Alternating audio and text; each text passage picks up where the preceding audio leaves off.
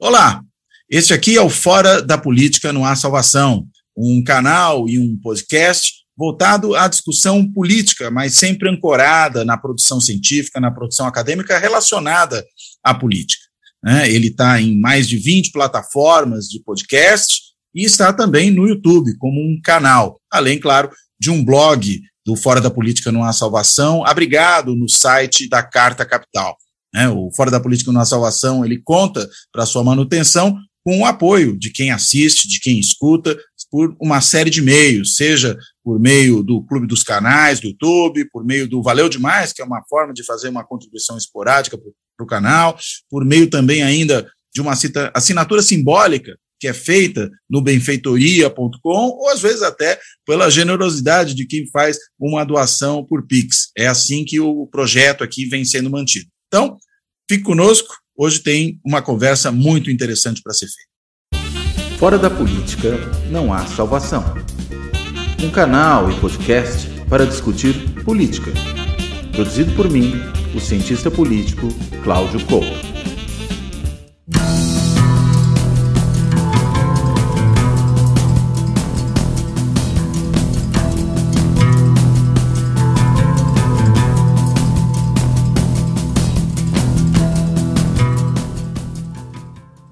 A nossa convidada de hoje é a Juliana Frattini. A Juliana, ela faz agora o seu doutorado na área de ciência política na PUC de São Paulo, onde ela já fez também o seu mestrado, um doutorado relacionado à questão das mulheres na política, participação feminina na política, e ela acabou de organizar um livro que é este aqui, que é Ideologia, Uma para Viver, as teorias que orientam o pensamento político atual. Uma série de capítulos feitos por diferentes autores, dentre eles este aqui que vos fala, que escreve ali um dos capítulos do livro sobre o que é a esquerda, mas tem vários outros colegas aí produzindo aqui trabalhos que foram publicados, o Christian Lynch, a Vera Chaya, a Elcimara Teles, o Zé Paulo Júnior, o Marco Aurélio Nogueira, enfim, o Rafael Araújo, que até é orientador da Juliana, enfim, e vários outros colegas que também têm capítulos aqui no livro. E a gente vai hoje justamente discutir isso, afinal de contas, o que são essas ideologias que estão sempre tão presentes no debate político contemporâneo, no debate político conjuntural. A gente sempre está falando, é a esquerda, é a direita, é o liberalismo, é o socialismo, é o comunismo, é o fascismo, enfim, tudo isso sempre aparece, claro, é a democracia, são outros assuntos a isso relacionados, a essa discussão das posições ideológicas que balizam o processo político numa sociedade, que balizam, por exemplo, o funcionamento dos partidos e do sistema partidário, que se organizam em torno de diferentes dimensões do ponto de vista ideológico, não é só a dimensão esquerda-direita, há outras dimensões importantes, mas, enfim, se lastreiam em determinados ideários, se a gente não quiser usar a expressão ideologia, mas podemos genericamente trabalhar exatamente com essa ideia de ideologia. E claro que a referência aí do título, Uma para Viver, é uma citação do trabalho, da obra musical do Cazuza, que tem justamente uma música chamada Ideologia. E, enfim, vamos conversar hoje aqui com a Juliana sobre o que motivou a elaboração desse livro e de que maneira ela entende que essas diversas ideologias aqui discutidas são importantes para a gente compreender o momento político pelo qual o nosso país, e o mundo, claro, mas o nosso país em particular, passam, olhando, evidentemente, para outras experiências. Então, dizendo isso, eu quero dar as boas-vindas à Juliana, agradecer a ela, que também, esqueci ainda de mencionar, ela é membro da diretoria da Abrapel, que é a Associação Brasileira de Pesquisadores Eleitorais, que trabalham com processos eleitorais, é membro aí da executiva da associação, uma associação recentemente criada, que tem também na Elcimara Teles, uma das autoras do livro, uma das idealizadoras da sua criação. Mas eu quero, enfim, dar as boas-vindas para a Juliana, agradecer muitíssimo ela ter topado fazer essa conversa conosco e perguntar, enfim, Juliana, se puder começar dizendo, afinal de contas, o que te motivou a organizar esse livro, chamar as pessoas para tratarem de todos esses temas que estão presentes aqui? Por favor. Oi, Cláudio, boa noite. Muito feliz de estar aqui com você hoje, poder falar sobre a nossa obra coletiva. Eu gosto muito da ideia de realização de obras coletivas. Eu acho muito difícil qualquer pessoa fazer qualquer coisa política de envergadura, né? Que era o meu objetivo, ter uma obra política de envergadura que fosse reconhecida, que atingisse muitas pessoas. E isso seria impossível fazer sozinha. Então, para tratar do tema das ideologias, que de fato é o tema que provoca mais polarização, embora é importante dizer que na atualidade, em agosto de 2022, nós não estamos vivendo uma polarização, embora veículos mencionem muito isso quando tratam de conjuntura, né? Falar de polarização hoje, por tudo que nós passamos, é uma falsa simetria, né? Tratar de diferenças quando ações políticas, elas são muito mais do que diferentes, né? Não são só ideais diferentes. Enfim, mas não vou nem entrar nessa, senão a gente vai só nesse assunto. Mas o objetivo era tratar destes conceitos que a maior parte das pessoas não tem acesso um pouquinho mais aprofundado, mas falar de uma maneira mais fácil, com um linguajar mais fácil. Eu acredito que até para nós, cientistas sociais, de um modo geral, cientistas políticos, advogados, a turma da área de humanas que mais trata esses conceitos, levam um certo tempo de conhecimento acumulado, né, para ter todos os esclarecimentos que a gente precisa. E, na verdade, esses esclarecimentos, eles são infindáveis, né, realmente a gente vai acumulando esse conhecimento. Então, já que a gente tem esse know-how, por que não passar para um linguajar muito mais fácil e deixar à disposição das pessoas que se interessam pela temática? O objetivo foi esse.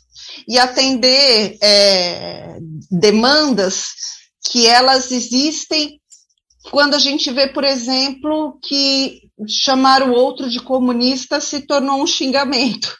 Quando a gente percebe que chamar o outro de socialista, ou discutir socialismo como se fosse um bicho-papão, virou um xingamento também. A maneira de chamar qualquer um também de fascista, outro xingamento. E a gente lê isso o tempo inteiro, e vê isso acontecendo o tempo inteiro nas redes, por meio dos grupos de mídia, né, que abordam um assunto de maneira diversa, e sobretudo na arena política, né, de políticos, lideranças xingando umas às outras, xingando o eleitorado, enfim.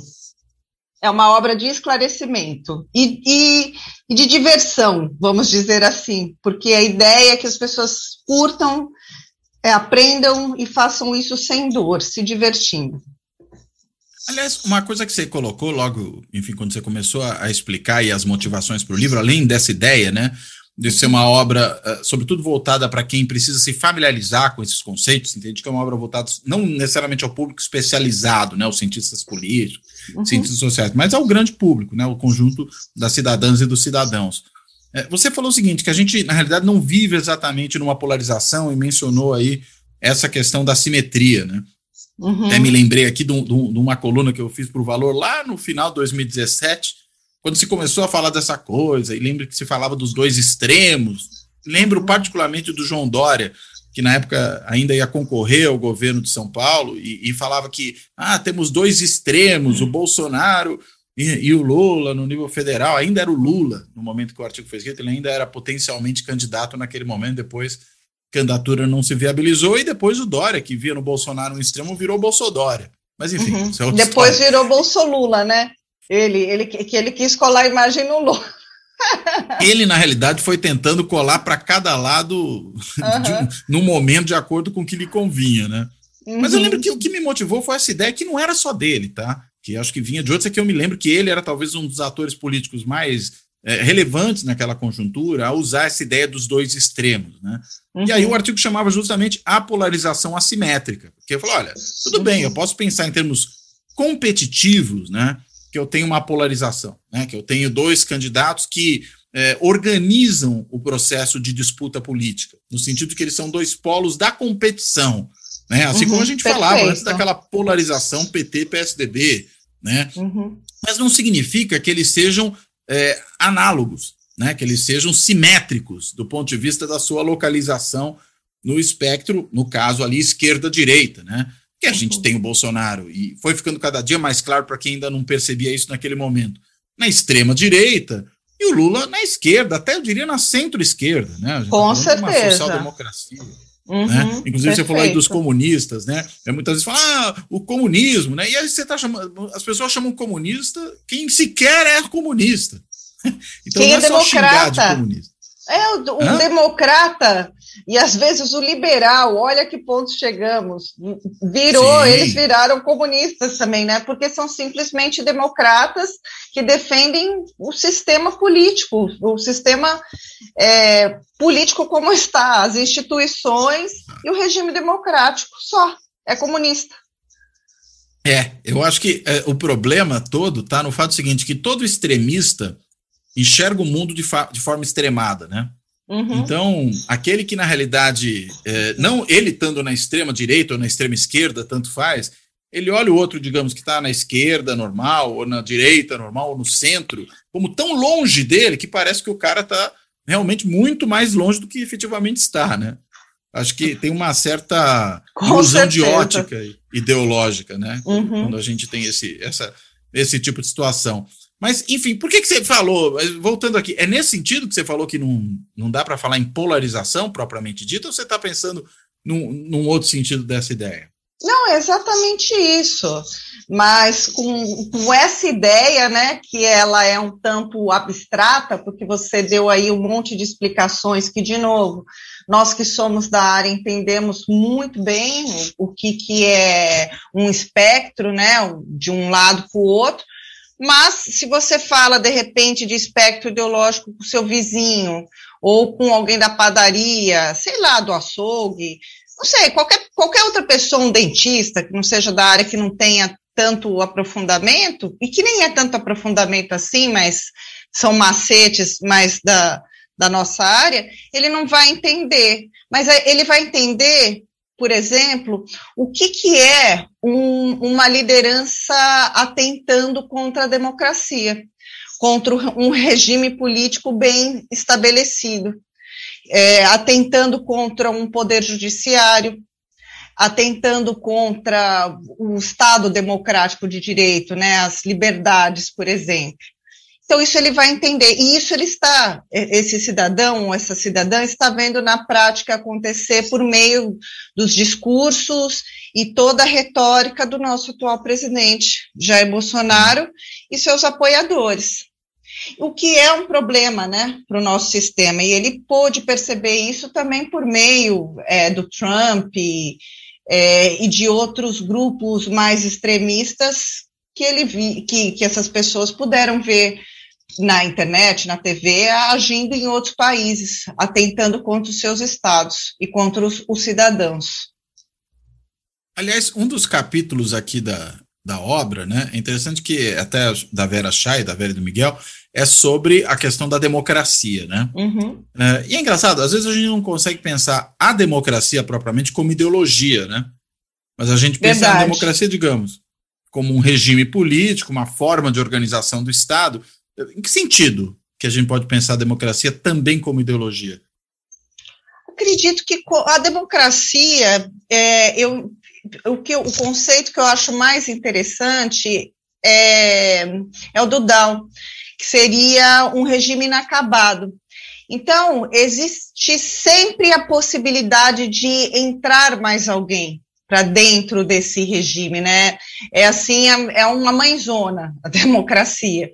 Então, é um regime de pluralidade, é um regime que aceita o diferente, que tem regras que permite que o poder ele seja dividido entre pessoas do povo, existem as elites políticas, claro, mas os processos democráticos, tais como vivemos aqui no Brasil, eles permitem a entrada de todos.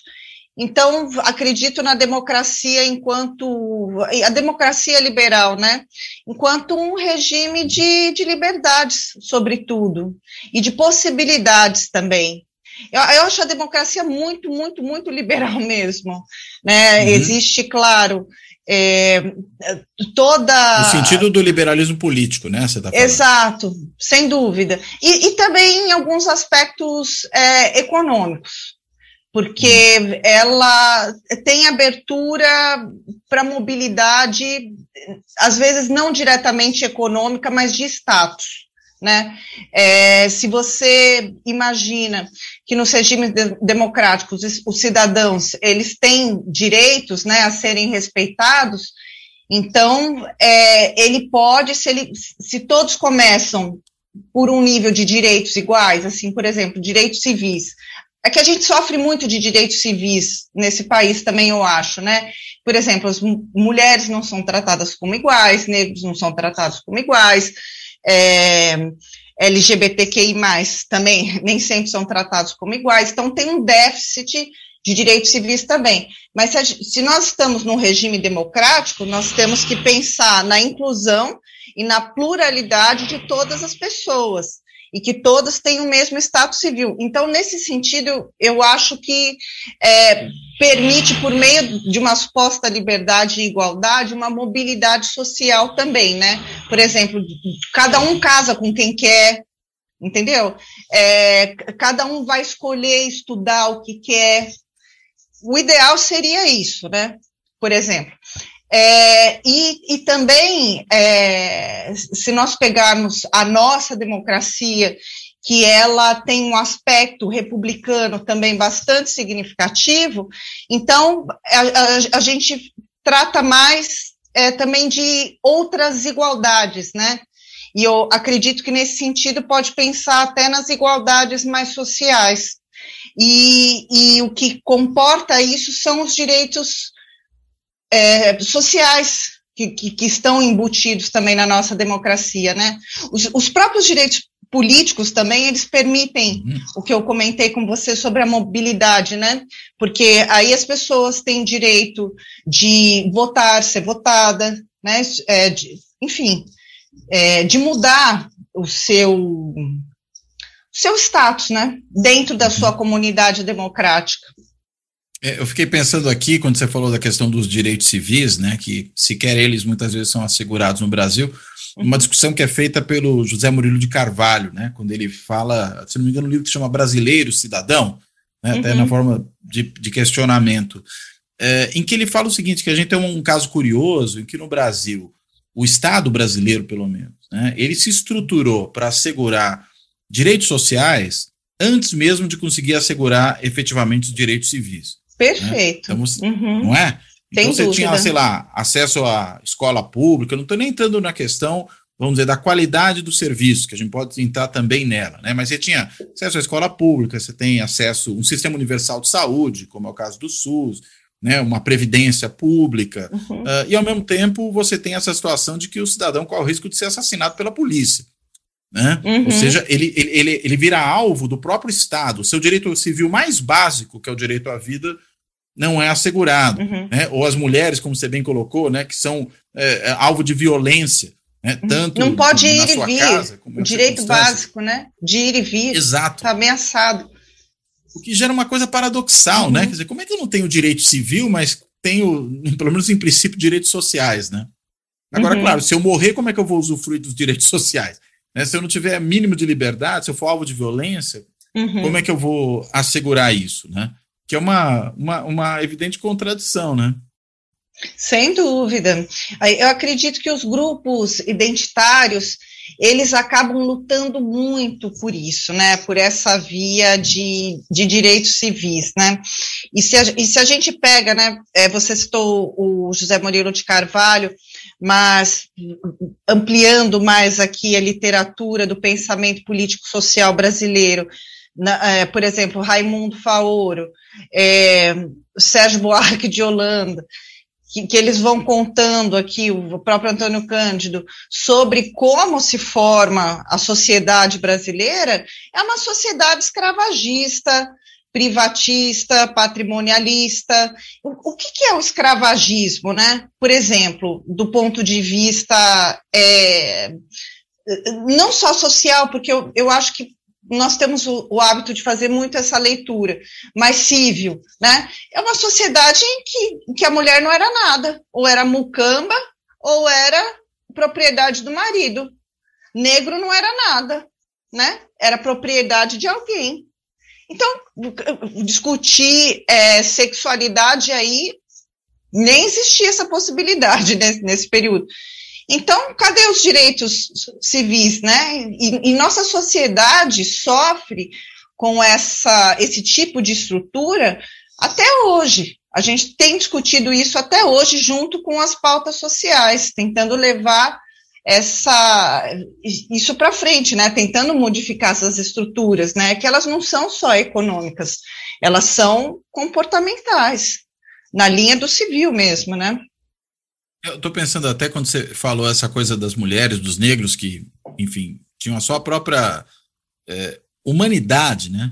Descaracterizada por esse tipo de tratamento. Pensando, por exemplo, no caso americano, em que o movimento lá dos anos 60, liderado, dentre outros, mas principalmente pelo Martin Luther King, era um movimento dos direitos civis, né? Perfeito. Né? Que dali que você vai assegurar todo o resto, né? Sim, eu até acho, às vezes, de que os grupos identitários, eles deveriam se unir mais, não se fragmentar tanto em determinados interesses e lutar pelos direitos civis, porque a gente não vê essa pauta enquanto um direito civil, virou identitarismo. E pelo identitarismo, acaba havendo uma série de exclusões, cancelamentos, o que é uma bobagem, porque nós todos, no fim das contas, sofremos pela mesma estrutura social, pela maneira como ela foi constituída. É verdade. Né? E estou pensando, isso realmente faz sentido pensar nisso como uma ideologia, né? Quem defende a igualdade dos outros perante a lei, a igualdade independentemente de sexo, de raça, de orientação sexual, de, enfim, origem étnica, o que for, né, de religião, vai, no fim das contas, defender direitos civis. E, claro, tem isso como uma ideologia, né?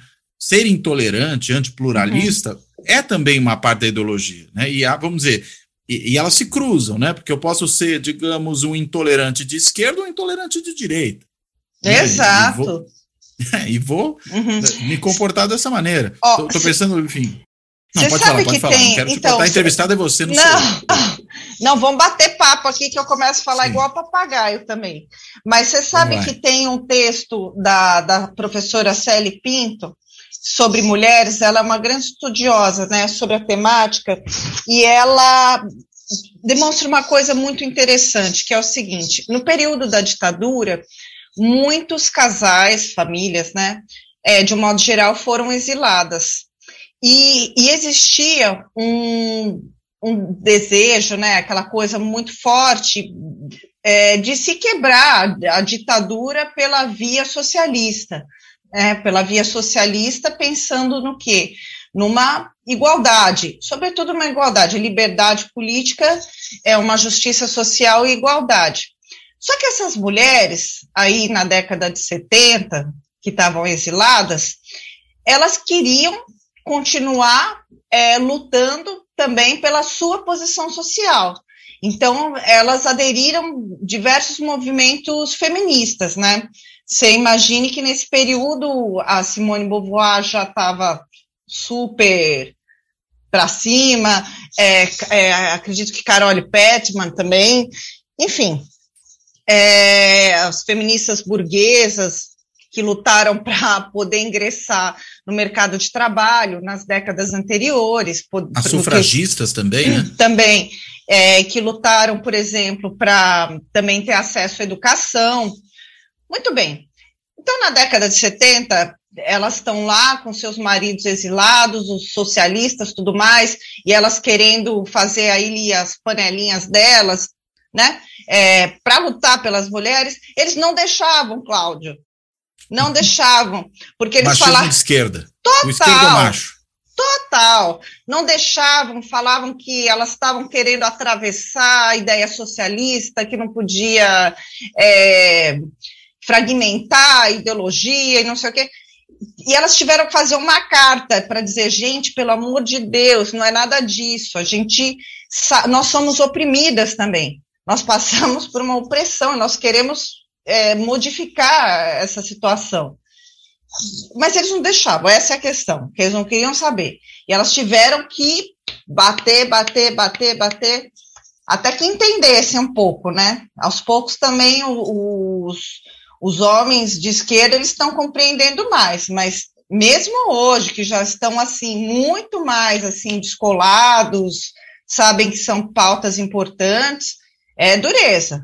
Na vida real ainda está difícil. Tanto que é interessante que virou um lema, né, do feminismo, vamos dizer assim, dentro dos movimentos mais à esquerda, virou uma pauta, né, dos movimentos feministas mais à esquerda, essa questão de que sem feminismo não há socialismo. Virou um lema, né? Isso a gente vê frequentemente, essa palavra de ordem, né, sendo proferida, às vezes em cartazes, enfim, o que quer que seja, mas sendo proferido, né?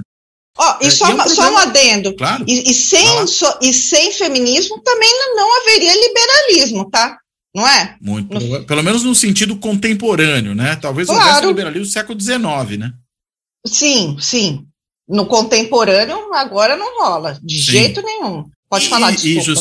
E justiça seja feita, né? Um dos primeiros a falar da importância de uma condição feminina diferente foi um dos próceres aí do pensamento liberal, que é o John Stuart Mill, né? No livro dele, que ele fala sobre a sujeição da mulher, né? Em que ele já coloca esse tipo de questão lá no século XIX, mas, digamos, não era a questão nem para o liberalismo e nem para o socialismo, né, naquele momento. Isso vai se tornar muito tempo depois, né? Assim como a questão, por exemplo, da orientação sexual. Né? O Pier Paolo Pasolini, né, grande cineasta e intelectual italiano, que era um membro do Partido Comunista Italiano, foi perseguido nas fileiras do partido por ser homossexual.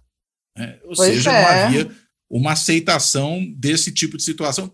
Estamos falando, claro, dos anos 70, é um espírito de época, mas o fato é, não fazia parte do cardápio da esquerda nos anos 70, o mesmo momento que você está colocando aí, esse tipo de coisa. Né? E às vezes a ideia, né? Não, só dá para discutir em termos de conflito de classe, não dá para discutir também em questão de gênero, ou questão da divisão sexual do trabalho, o que quer que seja. Né? Daí, inclusive, o trabalho da Simone de Beauvoir, no âmbito, né, dessa discussão no campo do marxismo, no campo desse debate no meio socialista, ter tido tanta importância para fazer com que esse debate avançasse. Né?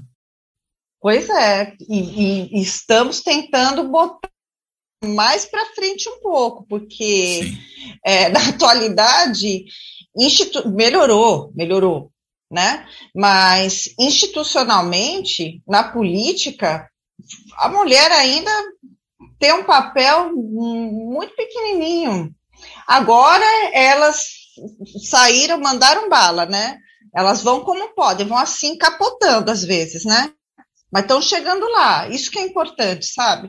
Você está rindo, mas é verdade, viu, Cláudio? Sim, eu sei. Tem outro livro que eu organizei em parceria delas, só delas, que é As Princesas de Maquiavel. E todas elas, não importa, direita, esquerda, centro, conservadoras, liberais, progressistas, o que for, parece que estão contando a mesma história. É impressionante. E não se conversaram, tá? O combinado foi só, conte sua história, o que está acontecendo, para onde vamos. É igual, igual. Isso, gente da política, né? As princesas são atrizes, né, no caso, políticas, né? Daí a ideia do príncipe maquiaveliano, que para o Maquiavel só podia mesmo ser um homem, né, lá no final do século XV, né, mas que passam a ser mulheres no contexto político contemporâneo, né? Exatamente. E, por exemplo, olha, uma queixa, assim, que quando eu tenho oportunidade de falar enquanto especialista, né, para os veículos de comunicação, ou em ambientes como esse aqui, né, e discutir com os colegas, é que é o fim da picada. Por exemplo, nós temos um partido de esquerda que é o mastodonte, de centro-esquerda, que é o PT, que tem uma presidente partidária, que é a Gleisi, que também é presidente da federação, da qual o PT é o maior partido, né, que encabeça essa federação. Ela não aparece na campanha. Não é esquisito isso? Eu acho esquisitíssimo. E a Gleisi, assim, uma figura extremamente leal ao líder das pesquisas, que é o ex-presidente Lula, que tem grandes chances de ser eleito, esteve com ele o tempo inteiro. Nas fotos, em tudo, a gente vê mais homens, quando muito a ver, e vê a esposa, né, do Lula, quando muito.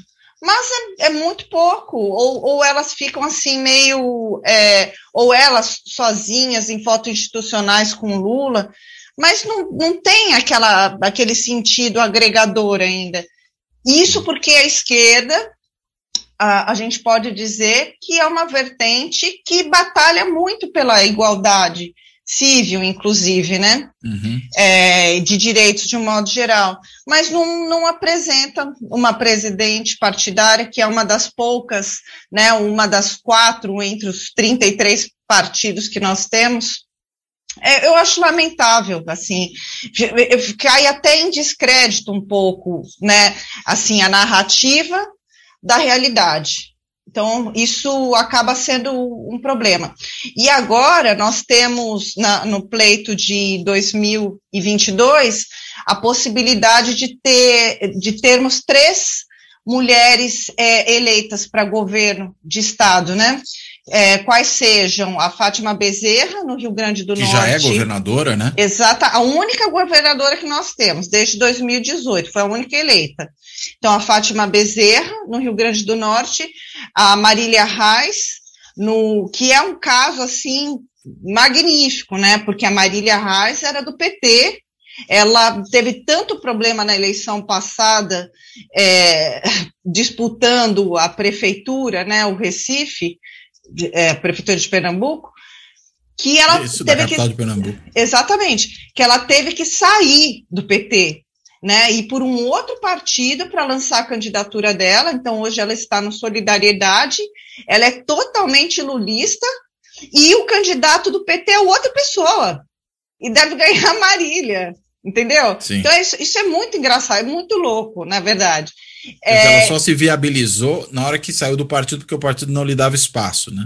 Exatamente, optou por uma série de coligações que não levaram ela um pouco mais para frente o tanto quanto ela poderia. Mas agora ela já está bem, né? Que ela não pegou a prefeitura, mas provavelmente consegue aí o governo do estado. Então, deu um salto aí. E a Tereza, um upgrade.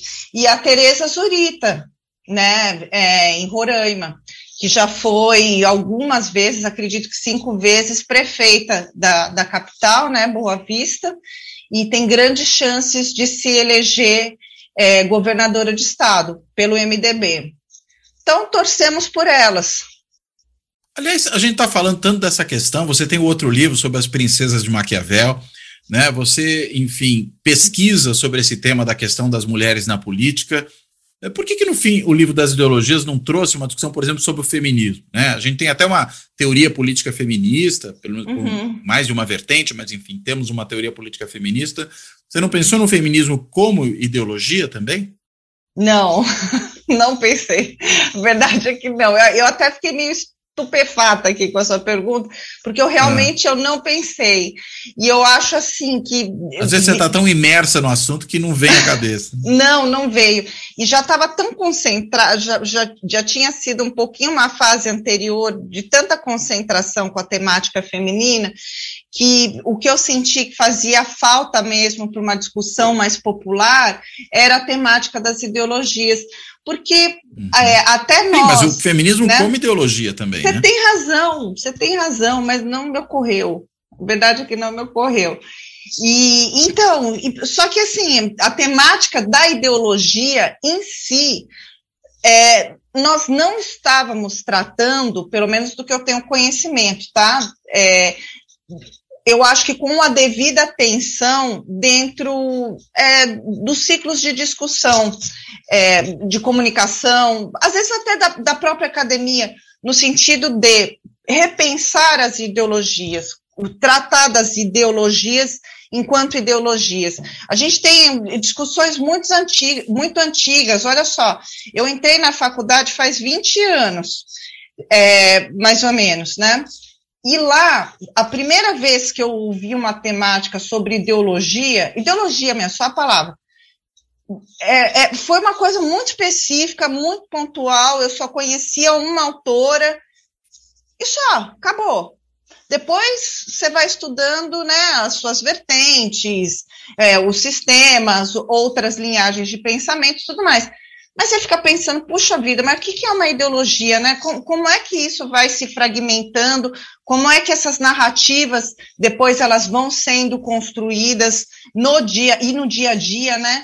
Como é que elas são utilizadas por lideranças populistas, que são muito características da América Latina também?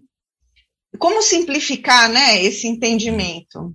Acho que essa era a questão maior.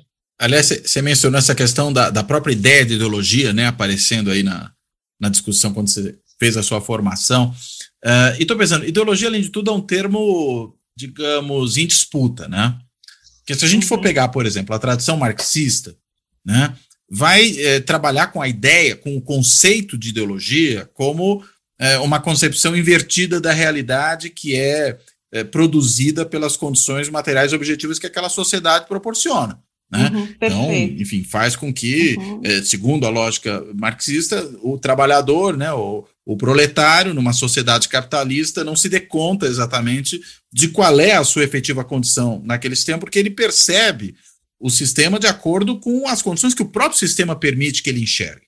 Né? De modo que, digamos, em relação à ideologia, de alguma forma se contraporia a ciência, né, pelo menos a ciência da sociedade, o socialismo científico, para usar até a expressão presente aí, para decifrar essa situação e desinverter essa realidade, assegurando consciência de classe. Essa seria, em boa medida, a ideia. Né? E aí, enfim, vai ser trabalhado por diferentes autores, de diferentes maneiras. Estou pensando até a própria obra importante do Marx, embora ele mesmo, né, junto com o seu companheiro Engels, tenha dito que era uma obra destinada à crítica roedora dos ratos, a ideologia alemã, né, ele está falando muito da maneira como os filósofos ali alemães pensavam aquela realidade.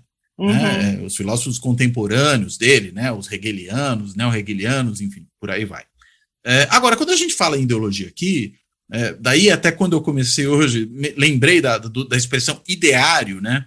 Que, digamos, num certo sentido, menos sujeita a esse tipo de disputa, né? Sobre o que você está chamando de ideologia, afinal de contas. A ideologia no sentido marxista, dessa concepção da realidade definida pelas condições materiais objetivas, ou você está falando de ideologia no sentido de um conjunto de ideias sobre alguma coisa. Né? Essa questão, esse problema conceitual, de alguma forma, surgiu para você, ou até para os autores que contribuem para o trabalho, de alguma forma, na hora de elaborar os capítulos? Como é que você percebe isso, Juliana? Eu acho que não. Eu acho que não surgiu. Eu acho que, na verdade, para os autores, todo mundo entendeu que se tratava de ideologia enquanto um conjunto de valores sociais contemporâneos, né? Quer dizer, com toda a carga histórica. É muito impressionante. Uma coisa que eu não tinha me dado conta, que eu só me dei conta depois de ler todos os capítulos, é de que nós temos todo o nosso histórico político contemporâneo sobre sentimento, ou afetos, eles vêm desde lá da Revolução Francesa, a partir do momento da separação, do que começou a ser entendido como direita e como esquerda. E, claro,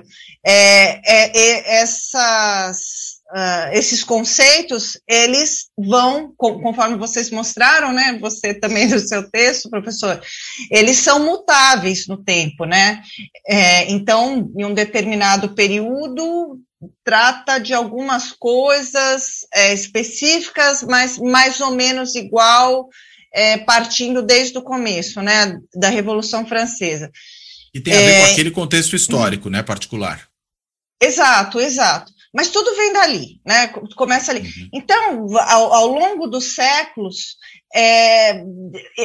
existiu um efeito cumulativo também de sentimentos a respeito desses temas, né? Por exemplo, quando a esquerda chega ao poder por meio do comunismo, sobretudo pelo regime stalinista,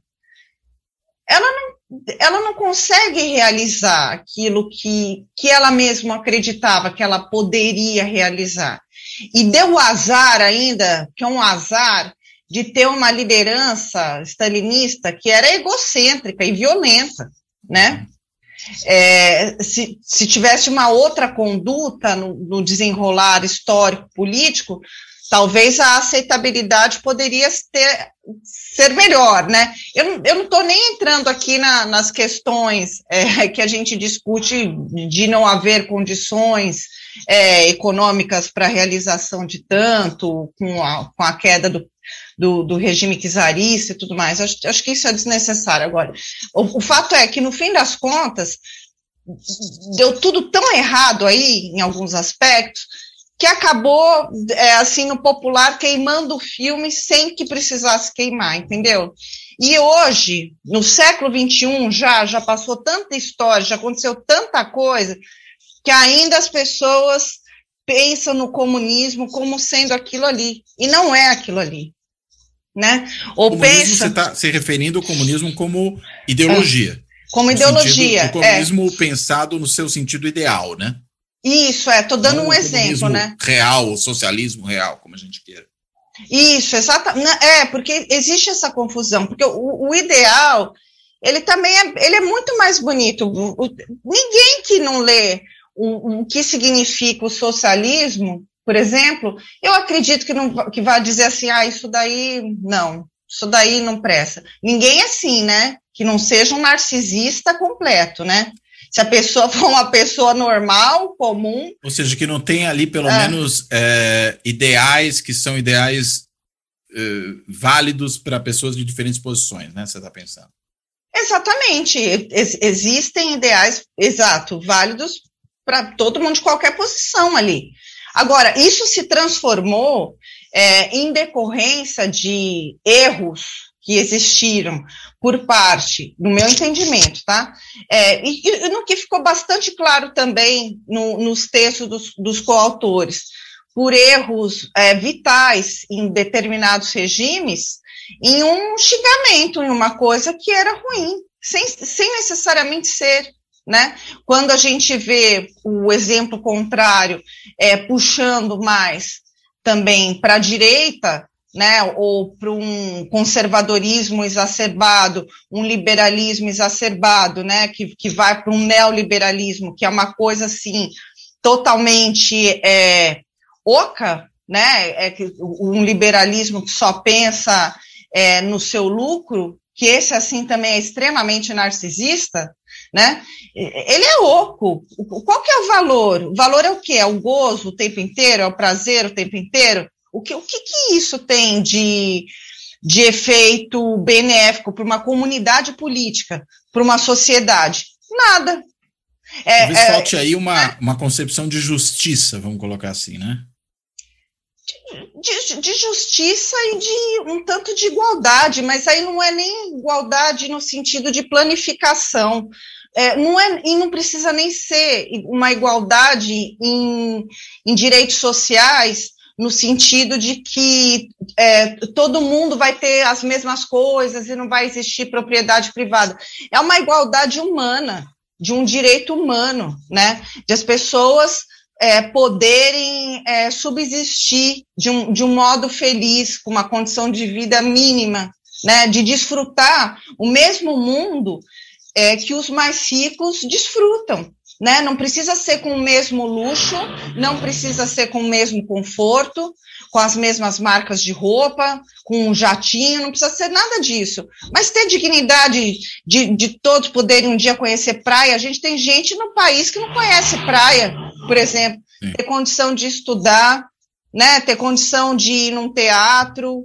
Ter uma vida digna mesmo de comer, fazer todas as refeições. Eu estou pensando aqui concepção de justiça, no sentido de que, enfim, você assegura um bem social, né? Alguma coisa que possa ser pensada, se não como um bem comum, porque é um tema, vamos dizer, recorrente, né, no pensamento político ao longo dos tempos, né? Mas pelo menos a ideia de que você assegura um bem para aqueles que, digamos, são os destinatários naturais desse bem. Né? Que as pessoas, como você bem colocou, né, não passem fome, que as pessoas tenham acesso a bens culturais, que as pessoas, enfim, sejam minimamente felizes, essas coisas todas, né? Estou pensando até no sentido desse neoliberalismo, né? Você colocou em termos do narcisismo.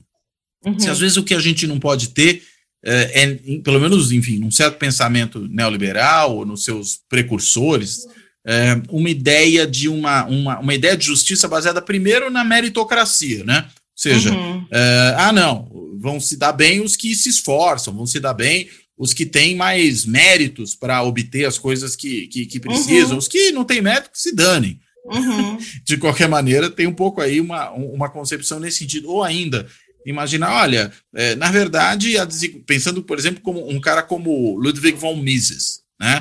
Que é, enfim, incensado aí por certos setores neoliberais, dessa nova direita, e que me parece, sempre que li os trabalhos do Mises, um autor assim tosco, né? Um autor de uma simploriedade absurda, né? Inclusive com anacronismos históricos, é uma coisa, enfim, muito fraca.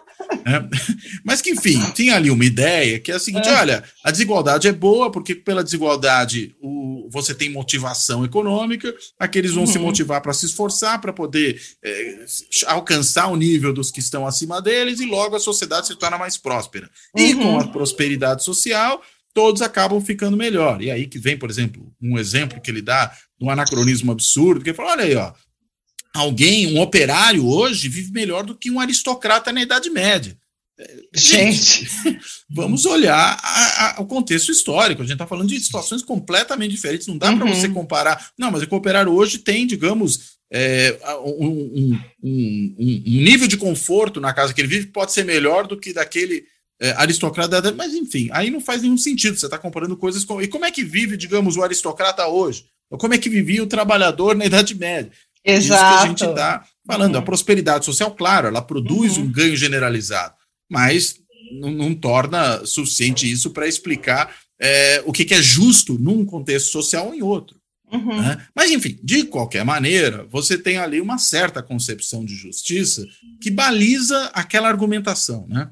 Que tenta explicar por que é válido para aquele que está defendendo aquela posição defender daquela maneira, né?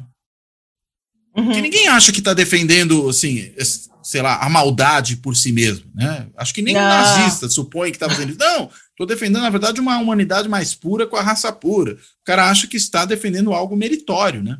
Ninguém, em sã consciência, acha que está defendendo um mal por si mesmo, né?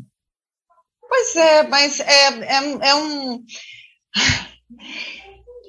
Eu acho que é de um egoísmo, para ser muito sincera, porque é a questão da falta de alteridade, de entender que os seres humanos, eles são diferentes, eles têm demandas diferentes, né? Então, a diferença, ela está embutida aí. Então, as pessoas, elas jamais serão iguais, porque elas são realmente seres diferentes, né? Seres complexos, com as suas simplicidades biológicas, né? Porque todos nós aqui temos as mesmas necessidades biológicas, né? Não importa também tonalidade de pele, crença, gênero, status, não importa nada. E, entretanto, passamos frio, né? Passamos calor, enfim, temos dor, né? Temos alegria. Agora, quer meritocracia? Tudo bem. Podemos ter meritocracia, desde que as condições sejam iguais e similares para todos. Se não houver condições iguais, não existe nenhuma possibilidade de haver meritocracia. Não. Como é que você dá, por exemplo, você manda 3 jovens lá para uma floresta. Vamos lá, vamos ver quem tem mais meritocracia, né, para se salvar na floresta. Só que um tem um machado, né? O outro vai, sei lá, com um martelo, com um serrote, e o outro vai sem nada. Um vai com isqueiro, né, com fogo, sei lá. Quem que tem mais... vamos dizer, recursos que fazem ele começar aquela situação num patamar diferente dos outros, né? Claro, pois é, professor, assim, com todo respeito, você até me desculpa aqui também com seus telespectadores aqui, de eu estar sendo tão simplória aqui nas colocações, mas é que eu acho tão absurdo tudo isso, assim, que trazer mais conceitos complexos para tratar de coisas que são tão simples e elementares acaba até, para falar com o cidadão comum, uma perda de tempo, porque ele não vai entender. Então, você tem que ser o mais simplório possível para fazer ele entender uma coisa que é básica, básica para a própria sobrevivência dele e para a própria manutenção da sociedade, né? Até porque, como a gente vive num regime capitalista, hoje uns estão assim, amanhã estão assim, né? A gente vai, às vezes, flutuando. É difícil chegar num patamar de estabilidade. Então, quanto mais, acredito que nós, enquanto sociedade, né, e enquanto comunidade política, entendermos pelos diferentes que podemos ser colaborativos nas diferenças e disponibilizar instrumentos para aqueles que não têm também, que isso vai contribuir com o crescimento de todos, acho que é melhor. É interessante que a própria ideia de meritocracia, ela própria pode ser pensada como ideologia. Pode, né? Sem dúvida.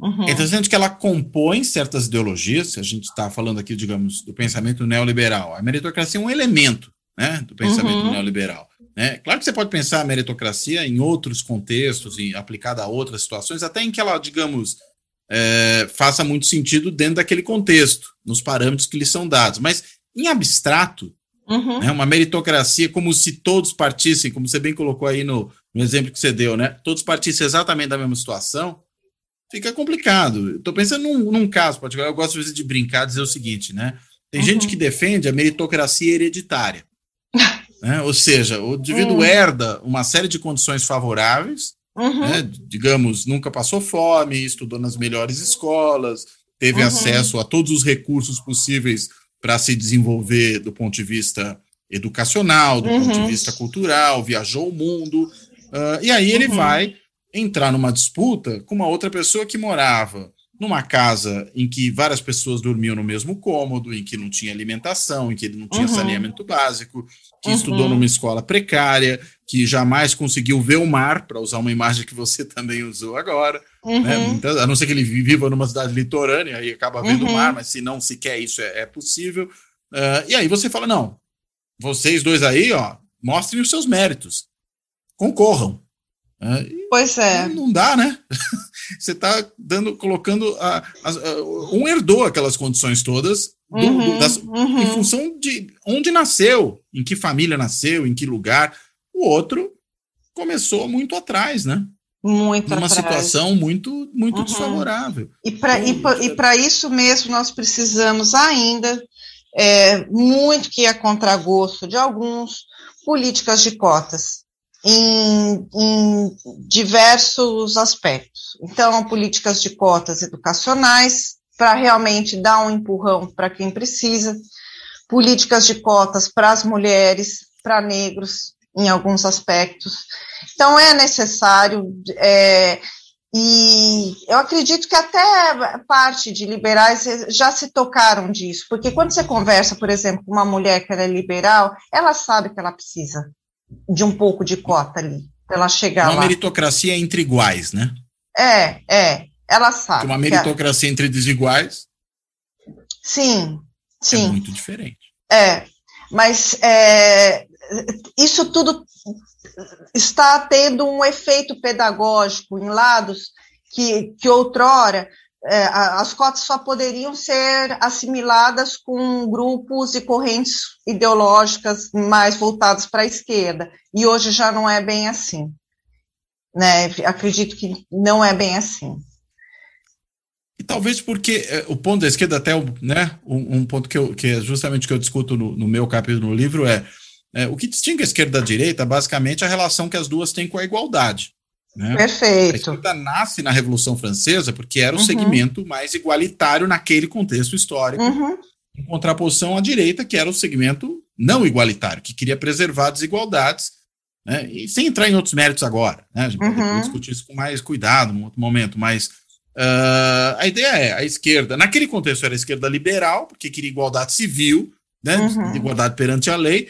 A direita, que se sentava à direita, né, do presidente da Assembleia Nacional na Revolução Francesa, era a direita conservadora e aristocrática, que queria defender os privilégios da aristocracia, portanto, desigualdades.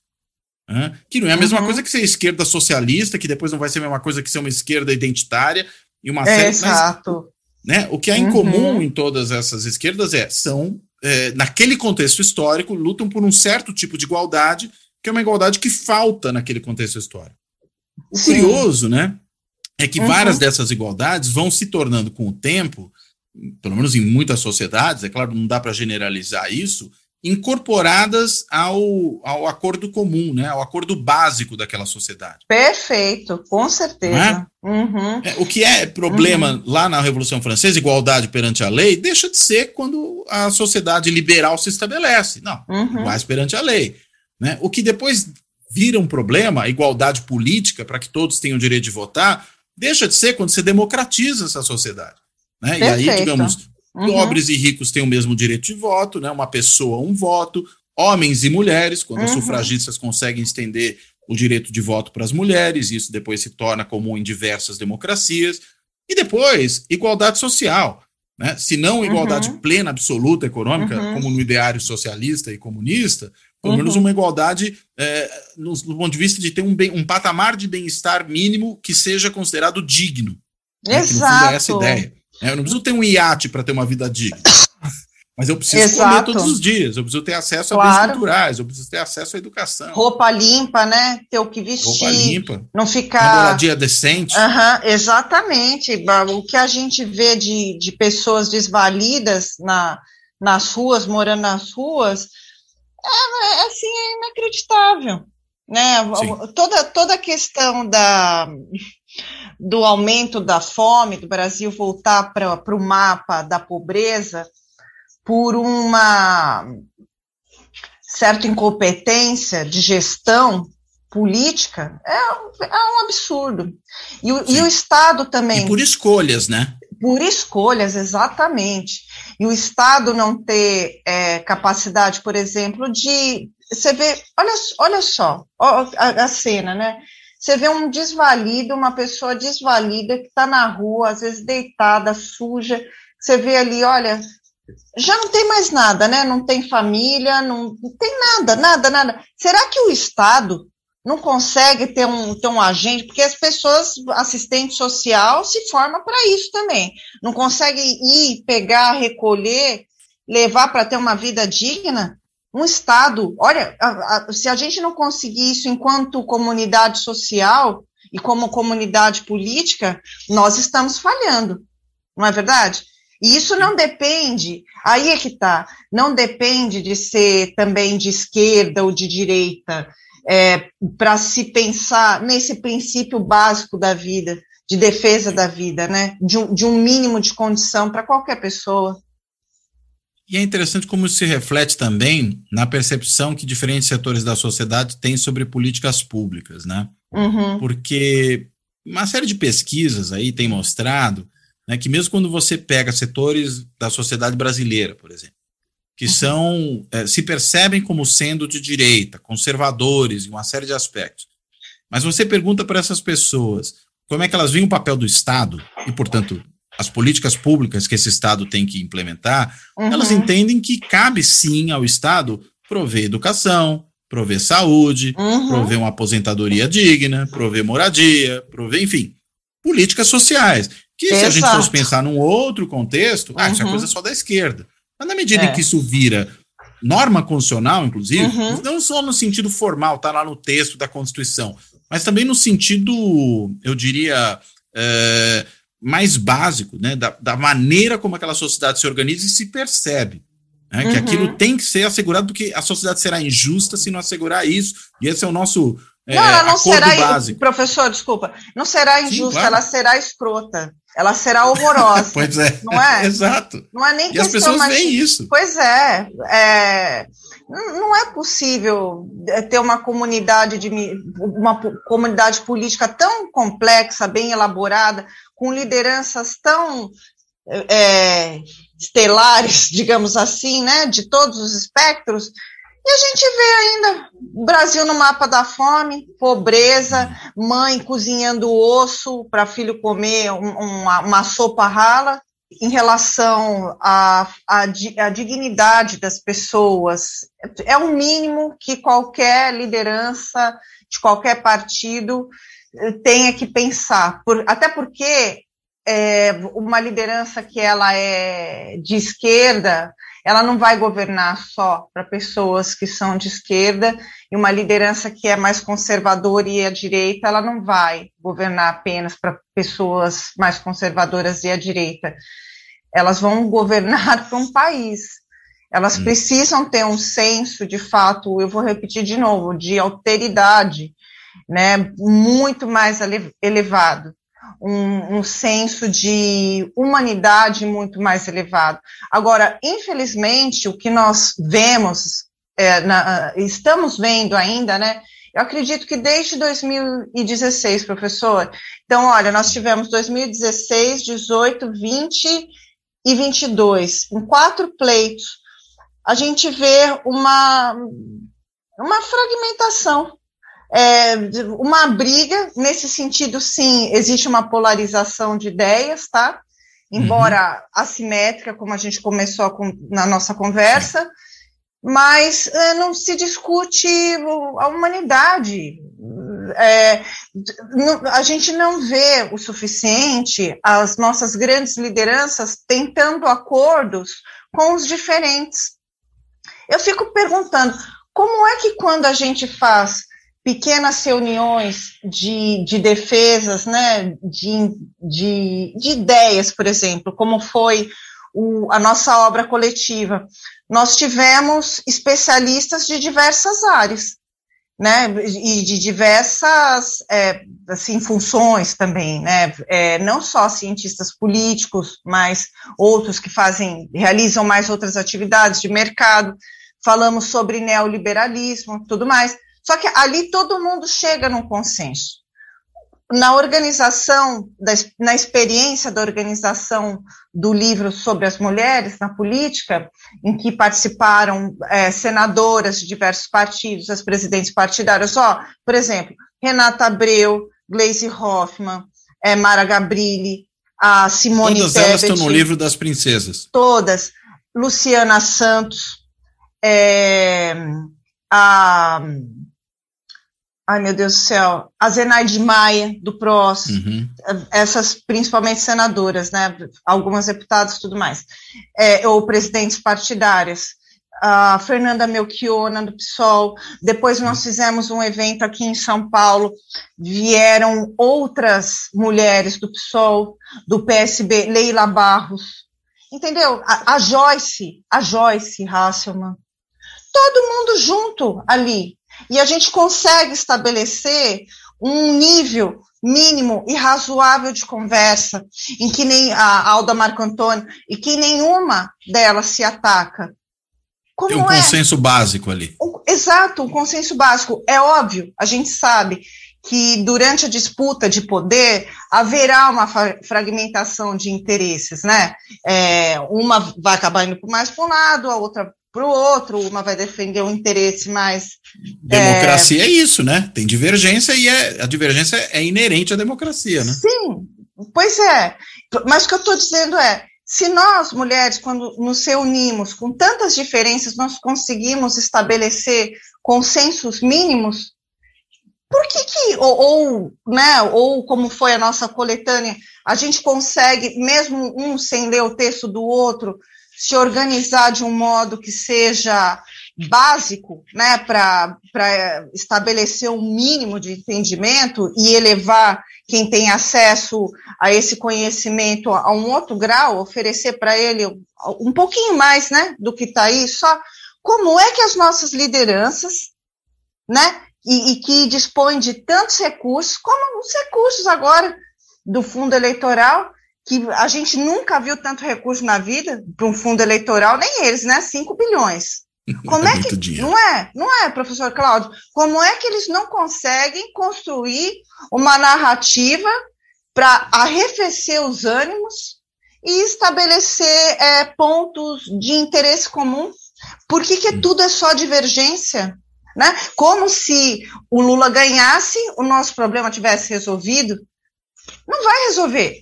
Ou como se o Bolsonaro voltasse a ser reeleito, tivéssemos como é o argumento dele, tá? Como seria um governo sem roubalheira, né? Sem outros problemas.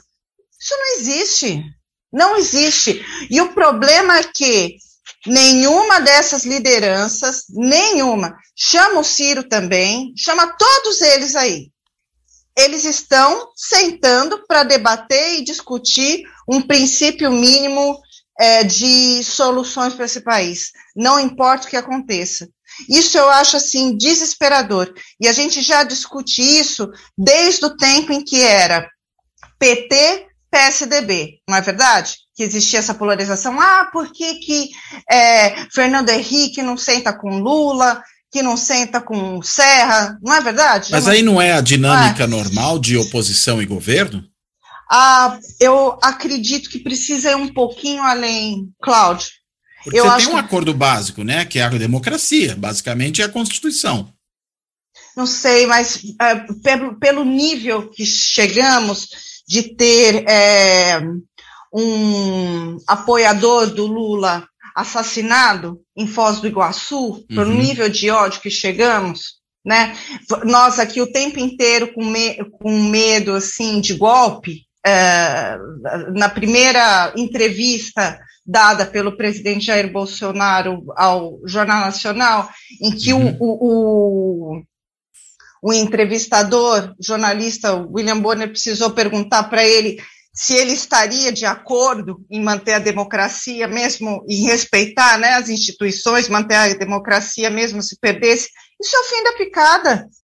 Não é? É uma pergunta que não precisaria normalmente ser feita, né? Agora, a minha questão é, será que a gente não está, na realidade, nessa situação porque um ator relevante, de peso, a gente não está falando de atores nanicos, sem nenhuma relevância no processo político, está falando do presidente da República, né? E das Forças Armadas que ali o acompanham, né? E até a gente tem visto aí empresários, né, de alto coturno, né, que também estão ali o apoiando. Porque esses setores relevantes politicamente com peso, eles não valorizam a democracia e, desse ponto de vista, eles sequer são capazes de concordar sobre os limites de como divergir. Porque acho que esse é o grande problema, né? Me parece que os outros pelo menos conseguem concordar sobre os limites em que a divergência ocorre. Aqui a gente extrapolou isso, né? Mas a gente consegue entender, sinceramente, o que eles querem ofertar de bom, o que está na cabeça deles, que poderia ser uma oferta positiva para a sociedade brasileira? Eu não consigo entender, sinceramente. E eu acho que a gente não conseguiu estabelecer um senso de conversa mínima para tentar entender o que quer. Por que tem essa revolta tão grande, né? Esse senso de destruição e de depredação das instituições. Mas que não é generalizado, né? Não é generalizado, mas que toda hora alguém bota a lenha nessa fogueira, bota, né? Mas é alguém com, eu ia dizer, é alguém com CPF, RG, CEP? Alguns. Sim, né? Alguns, com certeza. Vamos dizer, não é um sujeito oculto, né? A gente sabe de quem está falando. Eu acho que a gente está falando do bolsonarismo, né? Sim, sem dúvida, do bolsonarismo. Mas até entre os bolsonaristas existem crenças que foi o que você comentou a respeito dos nazistas, de que eles acham que eles estão fazendo realmente um serviço para a sociedade. Eu acho que ali há quem acredita nisso mesmo. Então, que serviço é esse que estão fazendo? Alguém entendeu ainda? Eu acho que isso não está claro. Até porque as ciências sociais, pelo menos todos os textos que eu li até o momento sobre bolsonarismo, a nova direita e tudo mais, são textos muito críticos e eles têm... Eu não estou falando que são textos críticos no sentido de depreciar, tá? Eles são textos muito críticos que eles apresentam um comportamento que eles são muito estranhos para a comunidade científica, para a comunidade contemporânea, progressista. São estranhos, mas a turma ali está naquela vibe e já faz tempo. E ela acha que ela está fazendo alguma coisa boa, porque ela supostamente defende valores que são bons, não são ruins. Você crer em Deus, ser um cristão, é ruim de saída? Não, não é ruim. Né? Você não pode dizer que você ser um cristão é uma coisa ruim, negativa, depreciativa, você ter uma espiritualidade é ruim. Não, não é. Só que a maneira como esses grupos expressam isso e obrigam o outro a expressar também é depreciativa. Daí degringola. É horrível defender... É intolerância, né? É horrível defender... E achar que só ali vale a pena, né? Só aquela crença vale a pena. Não é só a crença cristã que vale a pena. Esse é um ponto. Por exemplo, é horrível defender a família tradicional? Não é horrível. Aliás, não é horrível nem defender a família, até porque hoje a comunidade LGBTQI+, quer ter o direito de se casar, de constituir as suas respectivas famílias. Então não é a família um problema também. Mas o problema eu tolero a família do outro do jeito que ele acredita que deve constituir sua própria família, né? Exato. De novo, a gente volta para o problema da tolerância, né? Sim, e da zombaria também, destes conceitos que parecem que também foram cooptados só pela direita, conservadora e extremista. E também não é realidade. Então, de um modo geral, nós temos que ter uma delicadeza maior, acredito, para abordar essas temáticas de maneiras que não agrida o outro, né? Não demonstre que se está em confronto com a crença do outro. Mas desde eu tenho que achar que o outro, eu tenho que ver no outro alguém que tem tanta legitimidade quanto eu, né? Sim, tem, precisa. A grande, assim... Mesmo sendo meu adversário, né? Era isso que eu ia falar da Chantal Mouffe. Que o outro, às vezes, dentro do jogo político, ele é adversário, simplesmente, ele não é o inimigo. Porque o inimigo, o que a gente quer em relação ao inimigo? Destruir o inimigo, né? Se a gente acha que já o inimigo vai nos destruir, vamos destruir ele primeiro. Não, ele é adversário. E o poder, nós sabemos que ele é pendular, né? Então, uma hora está assim... Na democracia, pelo menos, tem que ser, né? Pelo menos tem que potencialmente ser, né? Nunca pode deixar de ter a possibilidade de ser. Perfeito. Então, tá assim. Então, o que vai acontecer se um dia o poder que eu tanto almejo, ele não tiver aqui, ele tiver um pouquinho mais para cá? Acabou a vida? Não. Aí eu vou passar a minha vida fazendo o quê? Fugindo, correndo, tentando matar ou ser pega? Não, né? Não são meus inimigos. Tem que ser um adversário, né? Tá aí agora com você, mas vem cá, depois, né? E só me permita completar uma coisa. Desde que esse outro também me veja assim, né? Perfeito, Porque se eu acho, não, você pode ser só meu adversário, ele fala, não, você para mim só pode ser inimigo. Aí não dá, né? Não dá. Aí você fica num dilema. Fala, bem, então eu tenho que me salvar, né, desse negócio. Mas você não acha que, de repente, aí eu não sei também se aí é uma ideologia minha, né, pessoal, aqui é uma crença própria aqui, mas não seria interessante se as nossas lideranças conseguissem construir narrativas com um efeito mais pedagógico, para além da disputa. Por exemplo, ter essa conversa que nós temos agora, talvez com um linguajar mais simples ainda do que esse que nós temos aqui, com o cidadão, de tratar... Precisa ver o quanto elas percebem que isso na disputa política cotidiana, né, é interessante para elas, né? Acho que, como você tem agora muita gente aí tentando, vamos dizer, defender o próprio sistema democrático, você tem gente que acha que está fazendo essa tentativa, né? Mas digamos que a gente também chegou onde chegou, entendo eu, porque em muitos momentos essas lideranças descambaram para agressão pura e simples ao outro, que, enfim, transformaram o adversário, trataram o adversário, vamos colocar assim, como se fosse inimigo.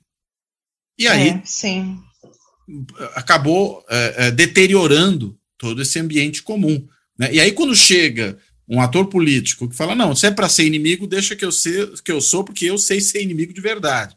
Aí o pessoal fala, opa, fomos longe demais com isso, melhor dar um passo atrás, melhor, enfim, buscar inclusive o nosso adversário de ontem para falar, vamos criar um terreno comum aqui de entendimento e de construção. Mas me parece que a gente não estava nisso até muito recentemente, né? Ainda não está, na realidade, né? Acho que ainda não está. Mas, enfim, eu acho que parcela do espectro político parece que está se dando conta desse buraco em que a gente se meteu, né? Ah, sim. Percebo isso acho também. Percebo. Não é?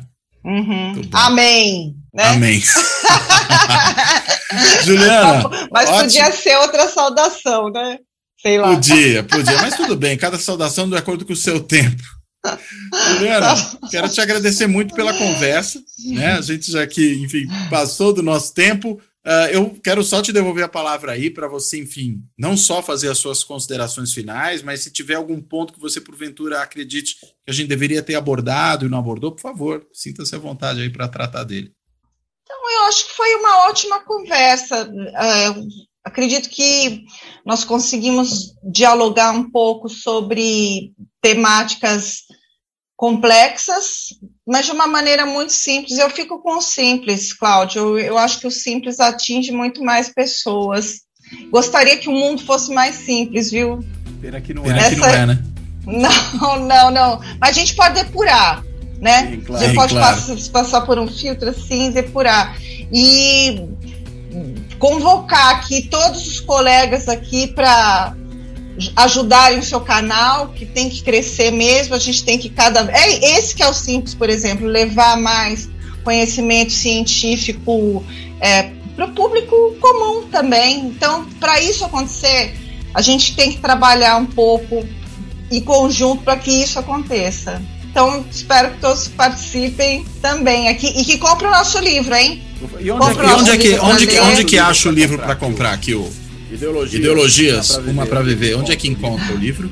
No site da Editora Matrix, pode colocar lá Editora Matrix, mas também se a pessoa colocar ali no Google o nome do livro, vai encontrar pela Amazon, Magazine Luiza. Tá nas grandes lojas aí da internet. Sim, está. E em livrarias também. Tem muitas livrarias, eu não sei dizer quais todas, mas essas maiores que a população conhece, geralmente está lá. Tá lá o livro. Ótimo. Não, eu tô perguntando porque a gente sabe que distribuição de livro sempre foi uma coisa complicada, então é importante saber onde que a gente acha. Muito bem. Então eu quero, enfim, reiterar aqui o agradecimento para Juliana, né, por a gente ter essa discussão tão interessante aí, passar pelas diversas questões atinentes ao problema das ideologias que são aí tratadas nesse livro que ela organizou, uma série de autores tratando de diferentes problemas. E quero encerrar, claro, como eu sempre faço, agradecendo a quem acompanha o Fora da Política Não Há Salvação no canal do YouTube, quem ouve nos diversos agregadores de podcast em que ele está disponível, mais de 20, e claro, também ainda reforçar o agradecimento para todo mundo que tem apoiado o projeto naquelas diversas formas, enfim, que eu sempre faço questão aqui de lembrar. Pode ser o Clube dos Canais do YouTube, pode ser o Valeu Demais do YouTube, que permite contribuições esporádicas, pode ser a assinatura simbólica no benfeitoria.com, ou pode ser até o Pix, lá para a chave Pix do Fora da Política Não Há Salvação, que é contato@ fora da política não há salvação.info, que também é um e-mail para quem quiser entrar em contato com a gente aqui. Então, de tudo isso, eu termino e me despeço. Até a próxima.